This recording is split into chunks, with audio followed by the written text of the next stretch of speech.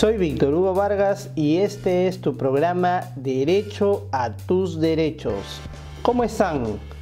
Yo los estaba extrañando ya. Es viernes y estamos nuevamente para seguir conversando sobre cultura jurídica, sobre esos temas que a ti te interesa. No se olviden de escribir a nuestro correo electrónico derecho@tusderechos19@gmail.com. Es muy importante que recibamos sus comunicaciones, sus contactos, porque de esa manera es que nosotros podemos saber qué son los temas de interés, cuáles son los temas que les interesa a ustedes para abordarlos aquí semana a semana. Y así como hoy, por ejemplo, hemos recibido varios pedidos, varias consultas sobre un tema que es muy importante en la vida de todas las personas. Me refiero precisamente a un tema que tiene que ver con nuestro patrimonio y qué pasa con él después que nosotros desaparecemos de la faz de la tierra. Es un hecho inexorable, a todos nos va a ocurrir y es muy importante saber qué va a ocurrir con ese patrimonio. Entonces, vamos hoy día a hablar del tema de la sucesión, el derecho hereditario, el testamento. Vamos a conversar sobre ¿y qué pasa cuando no hay testamento? Cuando la persona partió repentinamente y no tenemos testamento, no hay una declaración, no hay un anticipo, no se sabe quiénes son los herederos, etcétera, etcétera. Hoy día vamos a tratar de aclarar esas cosas para que ustedes estén mejor informados. Así que empezamos con tu programa Derecho a tus derechos de este día. Bien, entonces empezamos con la primera alternativa que vamos a conversar. Es cuando la persona fallece y no ha dejado testamento. Se dice legalmente que la persona ha fallecido intestada, sin testamento. Esa palabrita intestada es una composición de un vocablo latín. Bueno, vamos a decir, la persona falleció sin testamento, sin expresar su voluntad, sin decir qué va a pasar con su patrimonio. Y tengamos en cuenta que patrimonio no solamente son las cosas materiales, no solamente son las casas, edificios, sino cuando hablamos de patrimonio hablamos de muchas cosas que le pertenecieron a la persona en vida y que tras su fallecimiento ese patrimonio se tiene que distribuir entre sus herederos. Entonces, ¿pero cómo se hace? Bien, cuando la persona fallece sin haber declarado su última voluntad, sin haber hecho un testamento o sin haber hecho un anticipo de herencia, o lo que legalmente se llama, técnicamente se conoce como anticipo de legítima, no hizo, no anticipó, entonces todo está para hacer. Muy bien, entonces, ¿qué tenemos que hacer los familiares que han quedado sobrevivientes a esa persona? Que pueden ser madres, que pueden ser esposo, esposa, los padres, hijos, sobrinos, hermanos, etc. ¿Qué tienen que hacer? Tienen que solicitar que sean declarados como herederos de esa persona que ha fallecido. Entonces, eso es lo que antes en la ley se llamaba la famosa declaratoria de herederos. Hoy día se le cambió el nombre con el Código de 1984 y a eso se llama la sucesión intestada. Entonces, ¿cómo se puede hacer la sucesión intestada? Los que se crean con derecho a heredar a esa persona tienen que solicitar ser declarados sus herederos. ¿Y ante quién lo hacen? Lo van a hacer ante una notaría pública. Esa es una primera opción, ¿no? Pero esa opción obviamente tiene su costo, porque cada notaría tiene sus tarifas para poder hacer ese trámite. y el tiempo aproximado allí es de 30 a 45 días. En los casos que puedo comentarles, duran hasta 60, ¿no? ¿Y cuánto cuesta? Bueno, cada notaría tiene su tarifa, dependiendo del número de herederos, dependiendo a veces de la masa hereditaria, o sea, del patrimonio, porque les van a preguntar en qué cosas tenía la persona. Entonces, un poco que eso entra ya en el juego de la oferta y la demanda. Y siempre es bueno consultar con 2 o 3 notarías.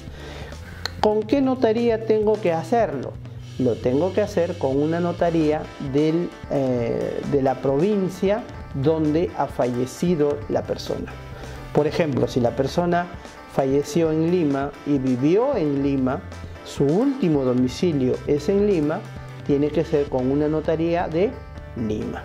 Y si su último domicilio de esa persona fue en Chiclayo, por ejemplo, un saludo a los amigos de Chiclayo, si la persona vivió en Chiclayo, su último domicilio fue en Chiclayo, pero falleció en Lima, igual yo tengo que hacer la sucesión intestada en Chiclayo, porque allí fue su último domicilio.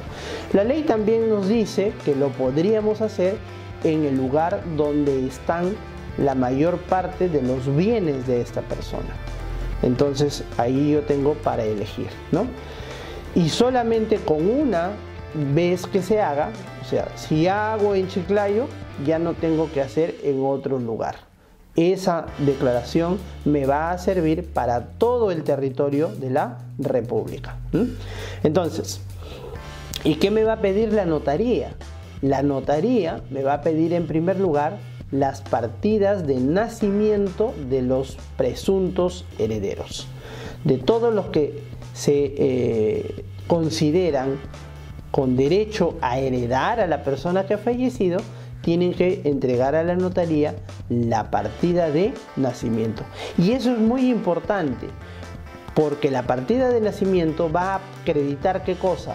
Va a acreditar el vínculo consanguíneo con la persona que falleció, ¿no?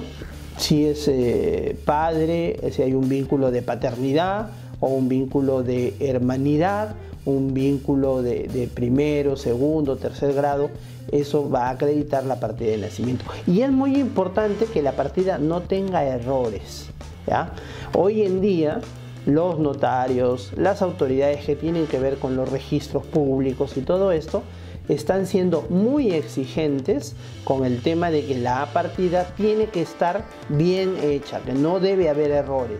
Porque lamentablemente en el Perú, hasta hace unos años, las partidas se hacían de cualquier manera, a mano, con una caligrafía poco legible, con errores y horrores ortográficos, como yo siempre digo, le faltaban letras, datos incompletos, y eso nos está generando no pocos problemas y mucho trabajo para los abogados. Sí, efectivamente, hay mucho trabajo porque hay que arreglar esas partidas, ponerlas, estandarizar, que si por ejemplo le falta el apellido materno del papá o le falta el apellido paterno de la mamá, o el nombre no está bien escrito, cambiaron una letra por otra, entonces todo eso hay que sanear, hay que limpiar, como nosotros decimos, ¿no? Para que la partida el notario no la observe. Porque ¿qué pasa? Si el notario observa la partida, el proceso se trunca y ustedes ya pagaron, ya generaron un costo y van a tener que volver a foja cero todo hasta arreglar nuevamente esa partida.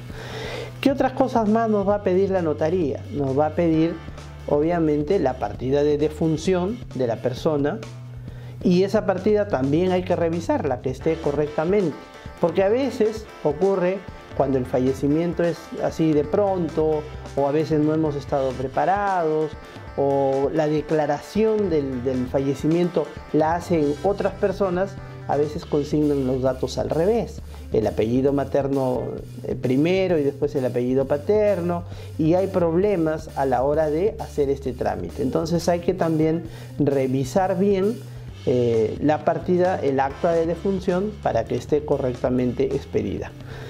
¿Qué otra cosa nos va a pedir la notaría? Nos va a pedir un documento que se extrae de registros públicos que se llama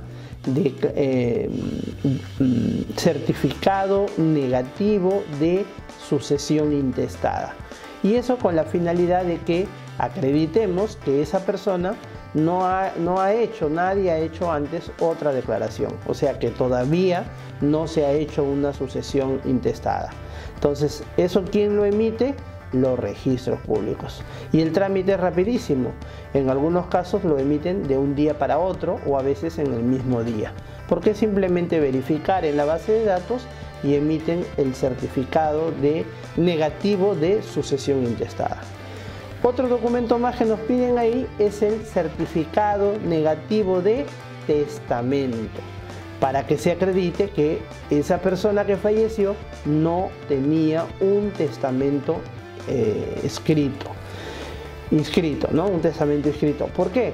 Porque dentro de las modalidades de testamento existe una que se llama testamento por escritura pública, que luego voy a explicar, y que se inscribe en los registros públicos para que cuando la persona fallezca recién se abre ese testamento. Entonces, cuando uno va a hacer la declaración de sucesión intestada, tiene que acreditar que no hay nada de eso, porque si no, no procede, ¿no? Entonces, no hay una sucesión anterior, no hay un testamento escrito de manera anterior tampoco. ¿Qué más? El notario también pide los documentos que acrediten la existencia o no de propiedades del fallecido. Entonces uno va también a registros públicos y solicita certificado negativo de propiedad a nombre de esa persona que falleció. ¿Eso qué quiere decir? Que sabemos que la persona no tiene nada, no tiene bienes, entonces se solicita el certificado negativo y registros públicos emite un documento donde dice que esa persona que falleció no tiene ningún bien inscrito a su nombre. Los herederos forzosos. ¿Quiénes son los herederos forzosos? Los herederos forzosos, de acuerdo al Código Civil, son los que obligatoriamente se les considera como herederos del fallecido. ¿Quiénes son? En primer lugar, cónyuges. La cónyuge o el cónyuge sobreviviente. El código utiliza una palabrita que se llama supérstite. Esa palabrita es un tecnicismo, pero significa el cónyuge sobreviviente. Muy bien. ¿Quién más? Los hijos, obviamente, ¿no? Los hijos son herederos forzosos. También son herederos forzosos los padres, si es que los tuviera. Básicamente, esos tres grupos son los herederos forzosos. Y en la línea descendente, si hubieran nietos, también se consideran como herederos forzosos. Y en la línea ascendente, los abuelos también se considerarían herederos forzosos. Entonces son forzosos, ¿por qué? Porque la ley les otorga sí o sí ese derecho. También tenemos los herederos voluntarios. ¿Quiénes son los herederos voluntarios? Bueno, para decirlo fácil, aquellos que no son forzosos y que podrían concurrir cuando los otros no están. Cuando no hay cónyuge, cuando no hay padres, no hay abuelos, no hay hijos, no hay nietos, pero pueden haber sobrinos, pueden haber hermanos. Entonces ellos son herederos voluntarios. Y hay un tercer grupo que no se llaman estrictamente herederos, pero que obedecen al deseo del fallecido, los llamados legatarios. Eso cuando el fallecido dejó establecida su voluntad designando a alguien que no era su heredero forzoso o que no era voluntario, lo designó como un legatario, a quien le da como un regalo, como una donación, lo que se llama un legado. Entonces ese es el tercer grupo. Pero cuando se trata de sucesión intestada, obviamente no hay legatarios. Solamente hay herederos forzosos y pueden concurrir herederos voluntarios. Muy bien. Entonces, cuando el notario verifica ese entroncamiento, ese vínculo, ¿a través de qué? De las partidas de nacimiento, es que va a declarar quiénes son sus herederos del fallecido. Una vez que se hace esa acta del notario lo remite a registros públicos para que se inscriba ya la sucesión, y todos en sí se convierten en los sucesores del fallecido, y a partir de ese momento es la sucesión fulana de tal, ¿no? Todos juntos, y si hubieran bienes, todos los bienes que le pertenecían al fallecido pasan a nombre de la sucesión. Y acá todavía no hemos hablado de división y partición, porque eso es otro tema. Eso ameritaría otro programa que lo vamos a hacer más adelante. Acá simplemente estamos hablando cómo es que llegamos a que alguien sea declarado heredero de un fallecido. Entonces ya terminamos con la primera parte, que es la parte notarial. Y acá quiero decir una cosa. Si es que en el transcurso del trámite notarial surge alguna controversia, alguien que viene a discutir que fulanito no debe ser, que fulanito no tiene derecho, que no es hijo, qué sé yo, cualquier circunstancia que pueda enturbiar, entorpecer o trabar el proceso y generar duda al notario, generarle una duda respecto de si es o no heredera a la persona, entonces el notario lo que hace es: buenas noches los pastores, cierra la carpeta, suspende todo y lo remite a que el trámite se continúe en un juzgado de paz letrado. O sea, el notario no va a decidir nada. Simplemente frente a una situación así, chao. Todo el mundo, se acabó el problema aquí y el problema que se discuta judicialmente. Y obviamente el notario no devuelve lo cobrado. Al contrario, si hay una deuda, hay que terminar de pagar para que termine el trámite. Entonces ahí concluye la actuación notarial, que es la forma, digamos, más rápida que en nuestro país existe para llegar a hacer una declaración de herederos o una sucesión intestada. La otra alternativa es el Poder Judicial. Ante el juzgado de paz letrado, entonces, vamos a hacer el mismo proceso de declaración de sucesión intestada, que se conoce como uno de los procesos no contenciosos. No contencioso. ¿Qué quiere decir no contencioso? Que no hay litigio, no hay litis, no hay pleito, no hay confrontación, no hay enfrentamiento. Simplemente es una solicitud en la cual se le dice al juez de paz letrado que la persona ha fallecido y que queremos que se declare como herederos a los recurrentes. Es una solicitud que se presenta de acuerdo a un formato que está establecido en el Código Procesal Civil, con la firma de abogado, y se presenta ante el juzgado de paz letrado del lugar donde ha fallecido la persona. Si la persona, o donde tuvo su último domicilio. Si la persona vivió en Surco, tendrá que ser en el juzgado de paz letrado de Surco.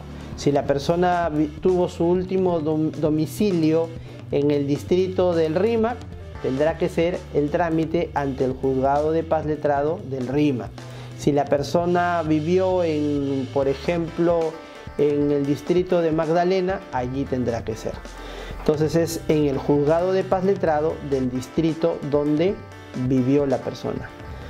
Y ustedes dirán, pero entonces ¿cuál es la diferencia de hacerlo en una notaría o en un juzgado de paz letrado? La diferencia son dos. En primer lugar, en la notaría hay que hacer un pago notarial, un derecho notarial. En el juzgado de paz letrado, ese trámite es gratuito, entre comillas. Y es gratuito porque lo único que se paga es un arancel del derecho a presentar la solicitud, que para este tipo de trámites está costando alrededor de 80 soles. y cuando se presenta el escrito, unas cédulas de notificación que se compra en el Banco de la Nación que valen 4 soles.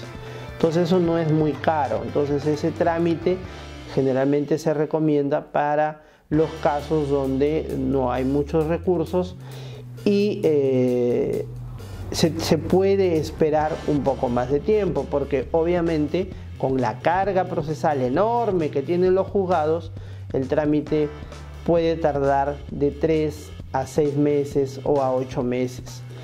Y también la otra diferencia es que en el juzgado de paz letrado se presentan aquellos casos donde sí puede surgir alguna controversia, algún problema, algún litigio, algún pleito, alguna discrepancia entre los presuntos herederos, y el juez puede resolverlo.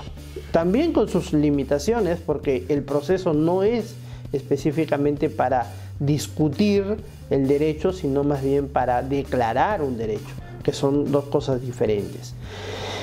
Y también porque los juzgados de paz letrado tienen la prerrogativa, tienen la atribución de poder resolver algún tema menor respecto al dato en una partida, respecto a alguna fecha, respecto a alguna cuestión que el notario lo va a observar y va a decir acá no. En el juzgado de paz letrado lo pueden resolver. Esa es la diferencia, ¿no? Porque obviamente siempre la autoridad de un juez está por encima de la autoridad que tenga un notario. Claro que al final las dos declaraciones valen exactamente igual, tienen el mismo valor legal, pero el problema está en que en el caso del juez, esa declaración o sentencia que emite el juez tiene de por medio que ha resuelto algún tema que haya podido surgir dentro del proceso y que en el caso de la notaría no se hubiera podido resolver. Por ejemplo, cuando hay problemas de entroncamiento, cuando hay problemas de filiación, cuando hay problemas de medios hermanos, entonces es mejor hacer el trámite directamente en el juzgado de paz letrado para no perder tiempo y plata, ¿no? Claro, el trámite va a demorar, pero es más seguro. Yo siempre, cuando del estudio previo que se hace de la documentación encuentro que puede haber alguna circunstancia, yo lo que recomiendo es ir directamente a lo seguro. ¿Cuál es lo seguro? El juzgado de paz letrado. Y no obstante, a veces allí también hay algunas dificultades que se puedan presentar, pero que ya son tecnicismos y cuestiones legales. ¿Qué tengo que presentar al juzgado de paz letrado? Con mi solicitud también voy a presentar los mismos documentos que me pedían en la notaría, ¿no? Las partidas de nacimiento, las partidas de defunción, el que no haya una sucesión anterior, el que no haya un testamento. Presentaré las copias literales de los bienes que haya podido tener la persona, y si no ha tenido bienes, el certificado negativo de propiedad inmueble, certificado también negativo de propiedad vehicular. Muchos notarios piden, o muchos juzgados piden, que acreditar que tampoco la persona tuvo vehículos inscritos a su nombre en la jurisdicción. También es bueno presentar y acompañar a eso toda documentación que sustente el entroncamiento, ¿no? Porque a veces se presentan dificultades en que las partidas no están con el reconocimiento del papá o de la mamá, por ejemplo, si se trata de los hijos. La mamá no firmó o el papá no firmó, entonces ahí se presenta un problema, porque si no ha firmado quiere decir que no ha reconocido. Entonces por eso es que también se recomienda hoy en día, para los casos de hijos extramatrimoniales, sobre todo, ¿no? Para los casos de hijos extramatrimoniales, hacer que la mamá o el papá reconozca a ese hijo o a esa hija, que es un trámite que se hace o en RENIEC o en una notaría, ¿no? Donde el hijo o la hija extramatrimonial va a ser reconocido por su papá o por su mamá, si es que faltara su firma en la partida, porque de esa manera se acredita plenamente el entroncamiento. Y créanme que hay cientos, miles de casos de hijos extramatrimoniales que no están reconocidos. Entonces hay que hacer ese arreglo previo para no tener dificultades a la hora de ir al trámite del juzgado de paz letrado. El juzgado, una vez que se presenta la demanda o la solicitud, ¿no?, con todos los documentos bien hecha, bien redactada, el abogado obviamente que contraten tiene que conocer, él sabe hacer su trabajo y va a presentar un documento bien, el juez va a calificar esa solicitud y va a decir sí o no pasa de primera mano. O sea, lo que le llamamos nosotros la admisión del documento, va a admitir el documento. Si no lo admite, el juzgado va a hacer algunas observaciones que pueden ser subsanadas y nos dan un plazo para subsanar. Generalmente son de 1 a 3 días para subsanar. ¿Qué cosas generalmente observan? Que faltó un documento, que necesita el fedatear una partida cuando viene de provincia, o que se necesita actualizar una copia literal de dominio o actualizar una partida. Generalmente esas cosas nos observan. Entonces uno va a registros públicos o a la RENIEC y saca nuevamente el documento, se presenta con un escrito, subsanamos, se levanta la observación y el juez va a admitir la solicitud. Una vez que el juez admite la solicitud, se le va a pedir que autorice la publicación del edicto en el diario oficial. ¿Se acuerdan que en el caso del notario, el notario ordena la publicación en el diario El Peruano y en uno de mayor circulación? Bueno, aquí también el juez va a autorizar la publicación. Entonces el abogado prepara el edicto, mientras menos palabras más económico, y se lleva eso al Peruano y a un diario de mayor circulación para que se publique. Se espera igualmente los 15 días después que se ha publicado, y si nadie más se presenta, se le pide al juez ya que convoque a la audiencia. A una audiencia donde vamos todas las partes involucradas para que el juez se entreviste directamente con los interesados, asistidos obviamente por el abogado, y luego de eso ya el juez va a resolver. ¿Qué cosa va a resolver? Va a dictar la sentencia declarando a los solicitantes como los herederos del causante, como los herederos del fallecido. Y esa sentencia, igual que en el caso anterior de la notaría, se inscribe en registros públicos. Y con eso, y a la hora de inscribir en registros públicos, no solamente queda inscrita la sucesión, ¿no?, de donde dice que fulanito y sutanito son los herederos, sino también pasa a que en todos los bienes que haya podido tener el causante o el fallecido, en todos los bienes, el nuevo propietario de ellos es la sucesión. ¿Quiénes conforman la sucesión? Todos los que fueron declarados. Y ustedes se preguntarán, ¿y qué pasa si aparece por ahí después alguien que se enteró tarde? Como suele suceder, ¿no? De repente el causante fue un poco traviesín por ahí y tuvo hijos, y de repente aparecen al tiempo hijos, o aparecen otros familiares que también dicen tener derecho a ser declarados herederos. Muy bien, cuando el proceso de sucesión intestada, sea notarial o sea judicial, se cerró, terminó, la alternativa que le queda a los que no se inscribieron, a los que no fueron considerados, es hacer una demanda que se llama de petición y declaración de heredero. Es un proceso judicial que se tramita en el juzgado del domicilio del causante donde falleció y donde se hizo la declaración anterior, pero ya no en el juzgado de paz letrado, ya no. Eso va a conocimiento en un juez de mayor jerarquía, que es un juez especializado de familia. El juez especializado de familia son los llamados a ver esos asuntos, y para ese tipo se utiliza un proceso llamado el proceso de conocimiento, que es un modelo de los procesos que hay, ¿no? Acuérdense que en el caso de la declaratoria de herederos o de sucesión intestada, hablábamos de un proceso no contencioso. Es un proceso simple, es un proceso donde no hay litigio, no hay pleito. En cambio, en este proceso que hacen los que no están considerados, ¿no? Los que no fueron considerados, sí hay litigio, porque obviamente aparece este tercero que discute con los que ya fueron declarados, decirles un ratito, ustedes nomás no tenían derecho, yo también tengo derecho a ser incluido en esa sucesión y por tanto yo los demando para que el juez reconozca mi derecho y me incorpore. Entonces por eso es que es una demanda, donde yo ¿qué solicito? Ser incluido en la sucesión intestada y presentaré toda mi documentación sustentatoria, eso se notifica a las partes y luego el juez, después de ver los medios probatorios, los que dijeron todos, va a dictar una sentencia, dando o no la razón al solicitante.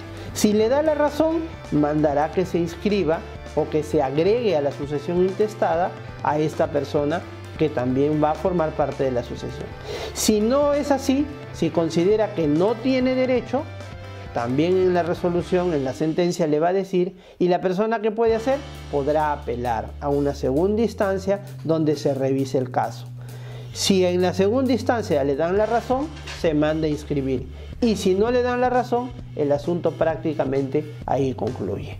Entonces, luego de que ya tenemos conformada la sucesión intestada, sea en vía notarial o sea en vía judicial, y resuelto estos temas de petición que puedan surgir, una vez que tenemos eso, recién vamos a poder hablar de cómo nos vamos a repartir los bienes. Eso es lo que se llama la división y partición de bienes.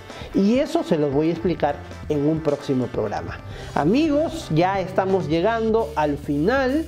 El tiempo ha volado. Yo sé que el tema ha sido muy interesante. Los invito nuevamente a inscribirnos a derechoa.tusderechos19@gmail.com con todas sus consultas sobre este y sobre cualquier otro tema que ustedes quieran saber.